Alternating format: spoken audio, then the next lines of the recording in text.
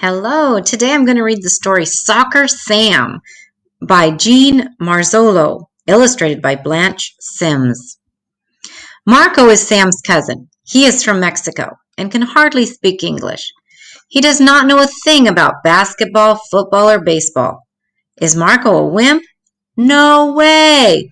Marco is a soccer star, and before long, Sam and all his friends are soccer stars too. Here is a story about sports, friendship, and some really funny second grade surprises. The plane from Mexico was landing. Sam stood at the airport window and watched. He was going to meet his cousin Marco for the first time. Soon a boy Sam's size came through the door. Sam's mother hugged him. "Marco, this is Sam," she said slowly. "Sam, this is Marco." "Hi," said Sam. Suddenly, he felt shy. "Hola," said Marco softly. In the car, Marco was very quiet. So was Sam. "We are happy to have you come live with us for a year," said Sam's mother. "See," said Marco, but he didn't look happy. He just looked out the window. "You like sports?" asked Sam. Sam loved sports. He was very good at them, too. Marco shrugged. "He doesn't speak much English," said Sam's mother. When they got home, she said, "Take Marco out to play. Sam, introduce him to your friends." "What if he doesn't understand what we say?" asked Sam. "Speak slowly," said his mom. "He'll learn." Sam and Marco went outside. At the end of the street, kids were shooting baskets. Sam's friend Rosie tossed him the ball. Sam aimed and fired. The ball sailed through the rim.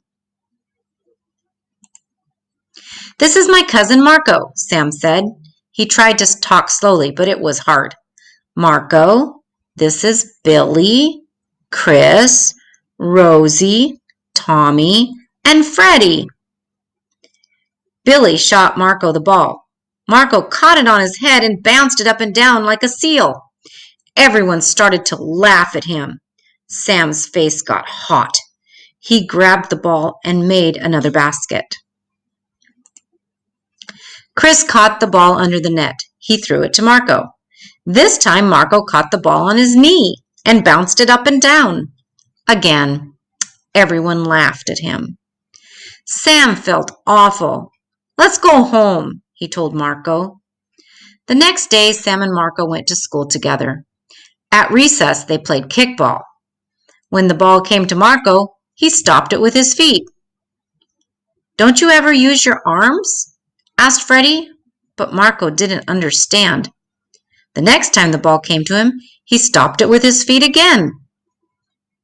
Back home, Sam tried to explain the rules of sports to Marco. "Hold the ball in your hands," said Sam. "When you play basketball, bounce the ball as you run. It's called dribbling." But Marco just looked at Sam. He didn't understand English. He couldn't even say Sam's name right. He said Sammy.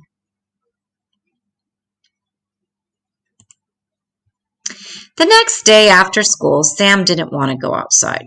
He didn't want to play ball. He was afraid his friends would make fun of Marco. "Why don't you draw?" Sam's mother asked. So Sam got out his crayons. He drew a picture of a basketball player. Marco drew a picture of his mother and father. Sam's mother looked at the pictures. "You know what I think?" she said. "I think Marco's homesick. Let's take him to the mall to cheer him up." At the mall, Sam's mother bought Marco a Giants shirt, but it didn't make Marco happy. He didn't know who the Giants were. "Let's try some video games," said Sam. "Watch, I'll show you how to play."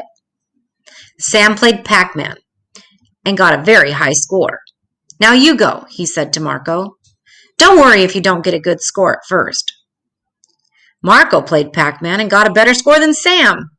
He laughed. "In Mexico is Pac-Man also," he said. Marco beat Sam at every game in the arcade. They walked farther down the mall.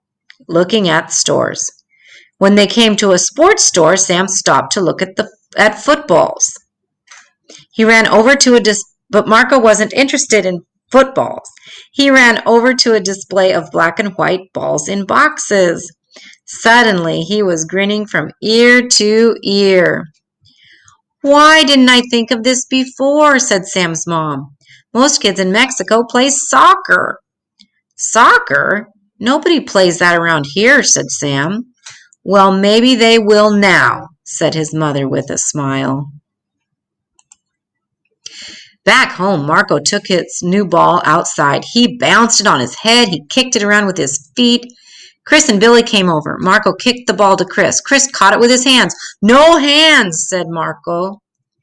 He kicked the ball to Billy. Billy caught it with his hands too. "No hands," yelled Marco. "Head, head." He bounced the ball on his head. Then Marco kicked the ball to Sam. Sam let the ball fall on his head. "Bueno!" cried Marco. "Bueno, Sammy!" Sam laughed. He kicked the ball back to Marco, who kicked it to Billy. Billy bounced it back to Sam with his head. "Bueno, Billy," said Marco. Then he kicked the ball to Chris. Chris caught it with his head and bounced it to Billy. Billy caught it on his head and bounced it to Sam. "This is awesome," said Sam. "Let's bring the ball to school tomorrow," said Chris. "We'll show the other kids how to play," said Billy. "Bueno," said Marco. "Good." The next day at recess, Marco showed the other second graders how to play soccer. They stood in a circle and passed the ball around with their heads. Once Sam caught the ball with his hands. "No hands," yelled Marco. The next time someone caught the ball with his hands, everyone yelled, "No hands!" It was fun. Then Marco told them to pass the ball with their feet. Once Chris picked the ball up with his hands. "No hands!" everyone shouted. The third graders came by and laughed. "No hands," they said. "What a weird game." Some of the second graders felt stupid. They didn't like being teased by third graders. "Forget it," said Sam. "I've got a plan. Let's practice all week. Then we'll challenge the third graders to a game. They beat us in football. They beat us in basketball.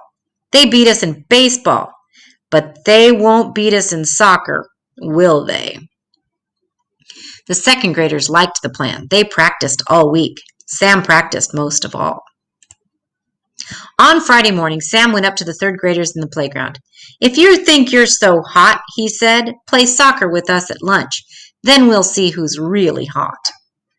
The third graders took the challenge. Then everyone went back to class. It was hard to study.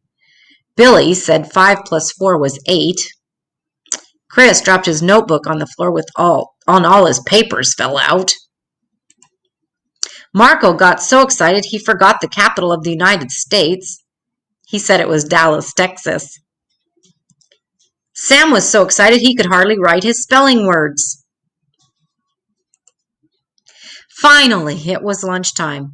Everyone ate quickly and rushed outside. The second and third graders met on the field. Sam marked the goals with jackets. Billy went over the rules. "Only the goalie can catch the ball," he said. "To score, you have to kick the ball past the goalie into the place marked with the jackets." The game began. Marco passed the ball to Chris. Chris started to dribble the ball up the field. One of the third graders ran in front of him. Chris passed the ball to Sam. Sam kicked the ball hard but missed. The ball sat on the field. A third grader ran up and kicked it away. Down the field. "Whoa, what a kick!" The third graders were really big and strong. Another third grader kicked the ball into the second grader's goal. The score was 1-0. The third graders were ahead. Sam looked worried. "No problema," said Marco. He dribbled the ball to the opposite goal all by himself. Third graders tried to get the ball away from Marco, but he zigzagged around them. 2 of the third graders fell down trying to catch Marco. "Go, Marco, baby," yelled Billy. Marco kicked the ball at the second grader's goal. It went in. Now the score was a 1-1 tie. "Hooray!" shouted Sam. The third graders had the ball now. One of them kicked it halfway down the field. Another one dribbled it toward the second grader's goal. He took aim and fired. Tommy, who was the goalie for the second graders, caught the ball. Hooray! Shouted Sam again. He knew it was all right for Tommy to catch the ball. In soccer, goalies are the only players that can do that. Tommy threw the ball to Sam. Sam passed it to Marco. Marco ran it down to the other end and passed it back to Sam. Sam gave it a good hard kick. The ball sailed over the goalie's head. Now the score was 2-1. The third graders weren't used to losing. They began to make mistakes. They caught the ball with their hands. Every time they did, the second graders shouted, "No hands!" The second graders started scoring like crazy. Bam! Chris got a goal. Slam! He got another one. Wham, wham, wham. Billy got one goal and Rosie got two. But Sam and Marco were the team stars. They ran circles around the third graders. They scored 6 goals each. When lunchtime was over, the score was 19-1. A wipeout, said Sam. The third graders were good losers. They all shook hands with the second graders. Then they asked Marco if he would teach them how to play better. "See," said Marco. "Soccer Sammy teach you too." Everyone laughed. "Soccer Sammy," they shouted. "Soccer Sammy." And that's how Sam got his nickname. At first he wasn't sure if he liked it or not. "Is bueno?" asked Marco. "You like your new name?" Sam looked at his cousin. He knew that anything Marco gave him, he would like. "Sí," said Sam. "I like. Gracias." The end. I hope you've enjoyed Soccer Sam.